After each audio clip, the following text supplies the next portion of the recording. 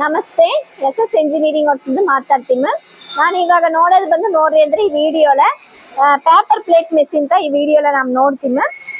ನಮ್ಮ ತರ ಬಂದು ಪೇಪರ್ ಪ್ಲೇಟ್ ಮೆಷಿನ್ ಎರಡು ತರ ಅದೇ, ಸೆಮಿ ಆಟೋಮೆಟಿಕ್ ಅದ, ಆಟೋಮೆಟಿಕ್ ತರ ಅದ.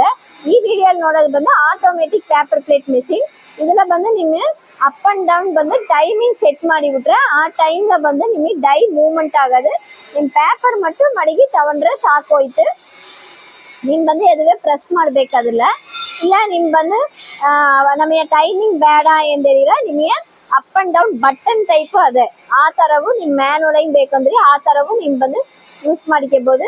ಎರಡು ತರವು ನಿಮ್ ಬಂದು ಯೂಸ್ ಮಾಡ್ಕೋಬಹುದು. ಇದನ್ನ ನೋಡಿ ಅಂದ್ರೆ ನಿಮಗೆ ಏ ತರ ಡೈ ಬೇಕೋ ಆ ತರ ಡೈ ಬಂದು, ಅದಾದ 6 ಇಂಚಿನಿಂದ 14 ಇಂಚಿವರೆಗೆ ಎಲ್ಲಾ ತರ ಡೈ ನೀವು ಮಾಡಿಕೊಳ್ಬಹುದು.